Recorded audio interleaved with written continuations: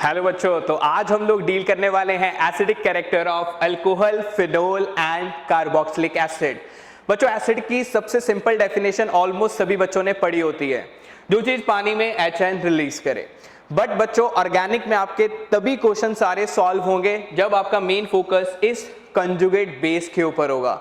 Sir, ये conjugate base क्या होता है? कुछ नहीं होता, एसिड के दो पार्ट होते हैं, कटायन और एक अनायन। कटायन में H+ होता है, जो नेगेटिव चार्ज बच जाता है उसको आप क्या बोलते हैं? Conjugate base. एक छोटा सा कॉन्सेप्ट अब सीख लो, अगर आप किसी तरह से ये नेगेटिव चार्ज को स्टेबल कर देते हो। सर, नेगेटिव चार्ज स्टेबल कैसे होता है? मैं आपको एक बात बताना चाहता हूं, लाइफ में ना नेगेटिव स्टेबल है ना पॉजिटिव स्टेबल है। कौन सी चीज स्टेबल है? Only neutral. मेरे साथ बोलो, लाइफ में कौन सी चीज स्टेबल है? न्यूट्रल। तो इसको स्टेबल बनाने के लिए नेगेटिव चार्ज को हमें क्या करना पड़ेगा? सर, कम करना पड़ेगा। कम करने के लिए क्या क्या होगा? सर, इससे कुछ खींचना पड़ेगा। तो अगर आप इससे इलेक्ट्रॉन डेंसिटी खींच लोगे तो ये स्टेबल हो जाएगा। सर, स्टेबल होने का फायदा क्या हुआ? जैसे ही इसका नेगेटिव चार्ज ये कम हो गया, इसने इस H पॉजिटिव को अपनी तरफ अट्रैक्ट नहीं किया, मतलब H की परवाह ही नहीं करी। तो जो H की परवाह नहीं करता वो अच्छा एसिड होता है, क्योंकि उसने एसिड में H छोड़ दिया। ओके, अब चेक करें, स्ट्रॉन्ग एसिड के सारे केस इसके ऊपर डिपेंड करेंगे, कंजुगेट बेस को स्टेबल होना पड़ेगा। ओके सर, कंडीशन या तो आप क्या लगा दो, इलेक्ट्रॉन विड्रॉइंग ग्रुप लगा दो, मतलब खींचने वाले ग्रुप लगा दो इसके साथ, या वो नेगेटिव चार्ज को घुमाने ले चलो, मतलब डीलोकलाइजेशन करा दो। ये दो कंडीशन अगर आपने ऑप्ट कर दी, आपका नेगेटिव चार्ज स्टेबल हो जाएगा और वो H छोड़ देगा और वो एक अच्छा एसिड हो जाएगा। चेक करते हैं, अगर आपने अनस्टेबल कर दिया, मतलब नेगेटिव चार्ज को और ज्यादा इलेक्ट्रॉन दे दिए, उसने नहीं H छोड़ना, उसने बिल्कुल भी H नहीं छोड़ना, इसका मतलब वो अच्छा एसिडिक कैरेक्टर शो नहीं करेगा। तो वन बाय वन करके इसको अप्लाई करते हैं। तो सबसे पहला केस आता है आपके पास अल्कोहल का। तो अल्कोहल के केस में देखो, आपके पास क्या है? ROH है, तो इसमें ये H छोड़ देगा और ये आपके पास कंजुगेट बेस हो गया। सर, ये R क्या है? R बेसिकली कितने भी नंबर ऑफ कार्बन हो सकते हैं। जनरली ये कौन सा इफेक्ट शो करते हैं? प्लस आई का मतलब रिलीजिंग। अब मेरे को आप खुद बताओ, ये कंजुगेट बेस को स्टेबल करेगा या अनस्टेबल? तो आपने क्या कहना है? सर, ये तो रिलीजिंग है, ये तो उसको अनस्टेबल कर देगा। इसलिए ये अल्कोहल इतने अच्छे एसिड नहीं है। एसिड है बट इतने अच्छे एसिड नहीं है। ओके, क्योंकि ऑर्गेनिक में हम सिर्फ कंपेयर करते हैं, कौन जल्दी देगा कौन बाद में देगा, इस बात को बैठा लो माइंड में।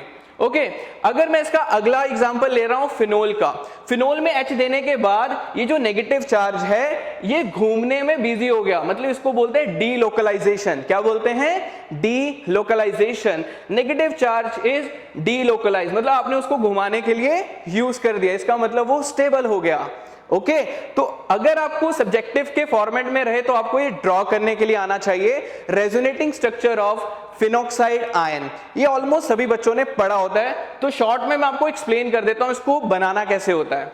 तो दिस इज फिनॉक्साइड आयन, इसके जितने भी लोन पेयर होते हैं ये पाई बॉन्ड बनाते हैं। ओके, और ये जो पाई बॉन्ड होते हैं ये लोन पेयर बनाते हैं। ओके, तो इस फॉर्मेट को आप यूज करते चलो, आपके पास इसकी रेजोनेटिंग स्ट्रक्चर ड्रॉ हो जाएंगी। तो ये जर्नल सभी बच्चों को आता ही है, तो आप एक बार इसका स्क्रीनशॉट ले सकते हो। पहले मैं एक बार पूरा ड्रॉ कर देता हूं, कैसे एरो आगे की आगे मूव कर रहे हैं। ये नेगेटिव चार्ज यहां पे आ गया, ये पाई इलेक्ट्रॉन इस तरह से लोन पेयर बना रहा है। तो ये जनरल सा केस है, इसमें ज्यादा प्रॉब्लम नहीं रहती है। बट मेरा कंसर्न क्या है? मेरा कंसर्न है कि ये पूरा जो नेगेटिव चार्ज था वो पूरा का पूरा घूम रहा था। क्या हो रहा था? घूम रहा था। बच्चे का सिंपल क्वेश्चन आता है, सर घूमने के बाद पहुंचा तो फिर वहीं पे, तो फायदा क्या हुआ?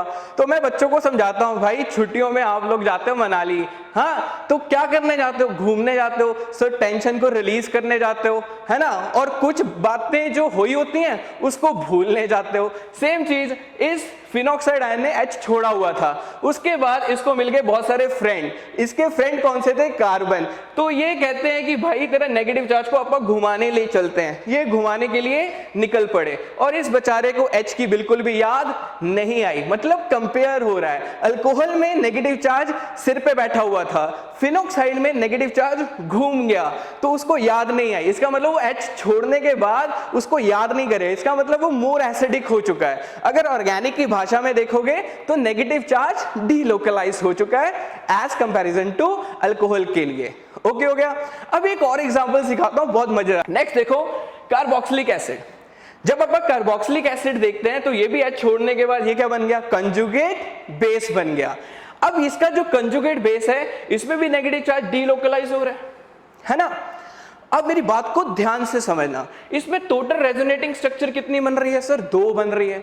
सर फिनोक्साइड में कितनी बन रही थी, अप्रोक्सीमेटली चेक करोगे तो 5 बन रही थी।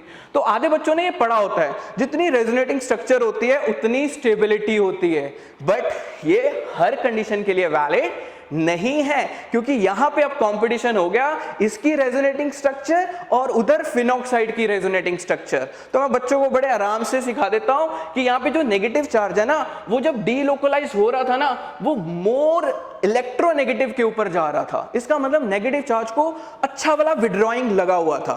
या इसको समझने के लिए ये कह दो कि यहां पे O नेगेटिव का ये दूसरा भाई था जिसने इस भाई की टेंशन को समझा और ये पूरे इलेक्ट्रॉन को अपनी तरफ ले गया। तो यहां पे बात आ गई भाई भाई की, वहां पे बात आ रही थी यार दोस्त की। तो भाई भाई ने अच्छी वाली टेंशन को रिड्यूस कर दिया, तभी मैंने बोला negative charge delocalised on more electronegative element. तो अगर नेगेटिव चार्ज डीलोकलाइज होता है और वो इलेक्ट्रोनेगेटिव एलिमेंट के ऊपर होता है, चाहे उसकी रेजोनेटिंग स्ट्रक्चर कम क्यों ना हो, उसमें स्टेबिलिटी क्या होती है, बहुत ज्यादा होती है। इस बात को ध्यान में रखना है आप लोगों ने। तो ओवरऑल इसका एसिडिक ऑर्डर क्या निकल के आया, तो ओवरऑल इसका एसिडिक ऑर्डर निकल के आया, सबसे ज्यादा एसिडिक कौन हो गया, कार्बोक्सिलिक एसिड, फिर क्या हो गया फिनोल, और फिर क्या हो गया अल्कोहल। तो होप आपको ये पूरा कंजुगेट बेस का स्टेबिलिटी के बारे में आपको अच्छे से आइडिया हो चुका है। Thank you.